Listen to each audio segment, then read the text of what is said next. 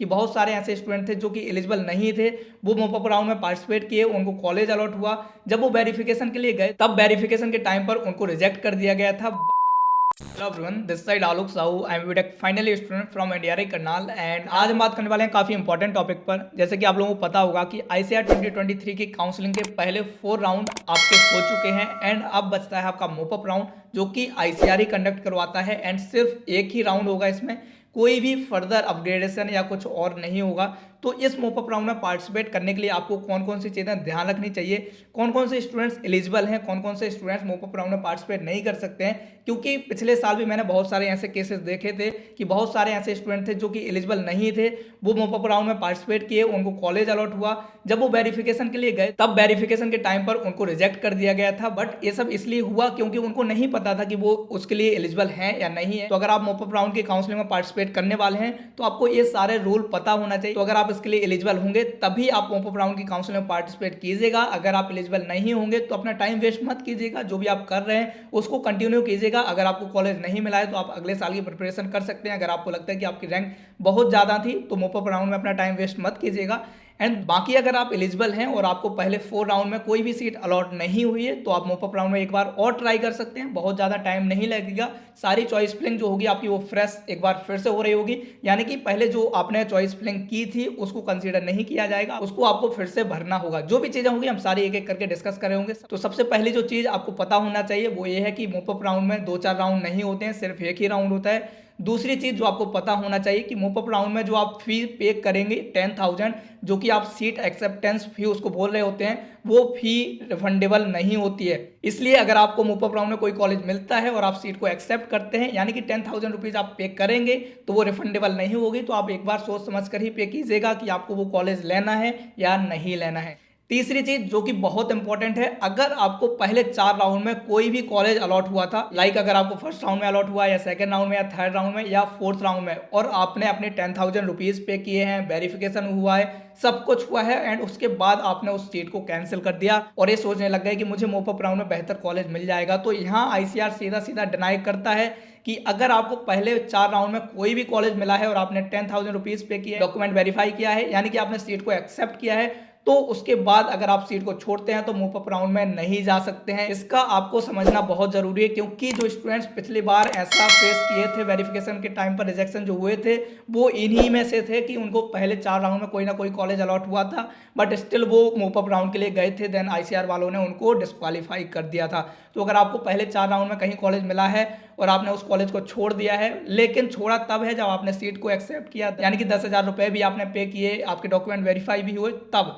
लेकिन एक दूसरा केस बनता है, अगर आपको 4th राउंड में पहली बार कॉलेज अलॉट हुआ है, यानी कि आपने डॉक्यूमेंट वेरिफिकेशन तो वो ऑटोमेटिक हो चुके होंगे, लेकिन 10,000 रुपीज आपने पे नहीं किए हैं, यानी कि अगर आपका 10,000 रुपीज जो पे करने थे वो आपने नहीं किए, छोड़ दिया, आपने सीट को एक्सेप्ट नहीं किया, तो इस कंडीशन में आप मोपअप राउंड में पार्टिसिपेट कर सकते हैं। लेकिन ये ऑप्शन सिर्फ उन्हीं स्टूडेंट्स के पास है जिनको 4th राउंड में पहली बार कॉलेज मिला है और उन्होंने 10,000 रुपीज पे नहीं की है फीस, तो वो लोग मोपअप राउंड में जा सकते हैं। चौथी चीज, जिन स्टूडेंट्स ने पहले 4 राउंड में रजिस्ट्रेशन नहीं करवाया था, यानी कि मोपअप राउंड में वो पहली बार रजिस्ट्रेशन करने वाले हैं, तो उनको नया रजिस्ट्रेशन करवाना पड़ेगा और 500 रुपीज की जो फीस है उन लोगों को लग रही होगी जो पहली बार रजिस्ट्रेशन करवा रहे होंगे, यानी कि पहले 4 राउंड में उन्होंने पार्टिसिपेट नहीं किया था, वो रजिस्ट्रेशन करवाना भूल गए थे।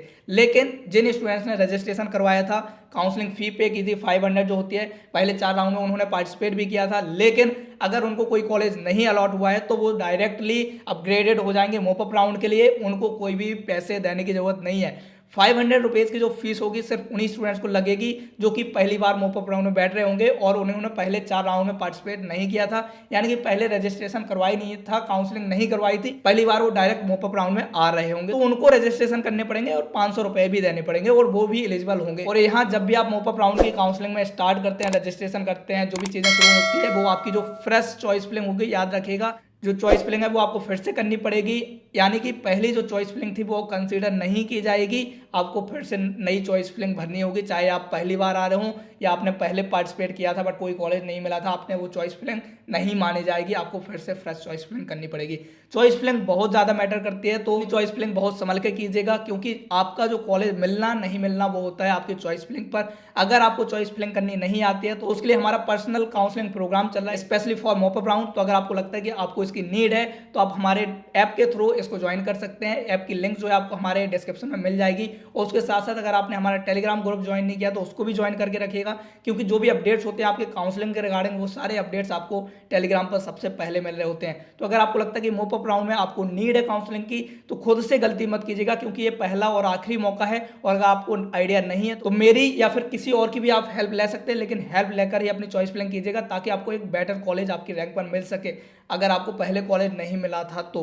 इसलिए क्योंकि रिस्क नहीं ले सकते, आपको पहला और आखिरी मौका ही होगा, जो भी कॉलेज मिला तो मिला, नहीं मिला तो नहीं मिला। इसलिए ये चीज़ें आपको ध्यान रखनी बहुत जरूरी है। तो ये कुछ चीज़ें हैं जो आपको पता होनी चाहिए। इसलिए अगर आपको लगता है कि आप इन सारी चीज़ों में एलिजिबल हैं, आपको कोई भी कॉलेज पहले 4 राउंड में नहीं मिला था तो आप मॉपअप राउंड में जा सकते हैं। अगर आपने पहले 4 राउंड में पार्टिसिपेट ही नहीं किया था काउंसलिंग में तो आप मॉपअप राउंड में जा सकते हैं। अगर आपको 4th राउंड में पहली बार कॉलेज मिला था और आपने सीट को एक्सेप्ट नहीं किया तो भी आप मॉपअप राउंड में जा सकते हैं। लेकिन अगर आपको पहले 4 राउंड में किन्हीं भी राउंड में कॉलेज मिला था, आपने सीट को एक्सेप्ट किया था, आपने पेमेंट भी किया था, उसके बाद आपने सीट को विड्रॉ कर लिया, तो आप मॉपअप राउंड में नहीं जा सकते। इन छोटी छोटी चीज़ों का आपको पता होना चाहिए। मॉपअप राउंड में कोई अपग्रेडेशन नहीं होगा, 10,000 की जो फीस है वो वापस नहीं मिलेगी आपको, एंड बाकी जो भी कॉलेज आपको अलॉट होगा वही आपका फाइनल कॉलेज होगा। बाकी अगर आपको कॉलेज अलॉट नहीं होता है मॉपअप राउंड में भी तो आप नेक्स्ट ईयर की प्रिपरेशन कर सकते हैं, या फिर आपके पास अगर कोई दूसरा कॉलेज है, दूसरा ऑप्शन, तो आप उसमें भी जा सकते हैं। बाकी ज़्यादा टाइम वेस्ट मत कीजिएगा। आपका जो मॉपअप राउंड है वो 5 दिसंबर से स्टार्ट हो जाएगा, एंड 5 दिसंबर को ही आपका सीट मैट्रिक्स भी आ जाएगा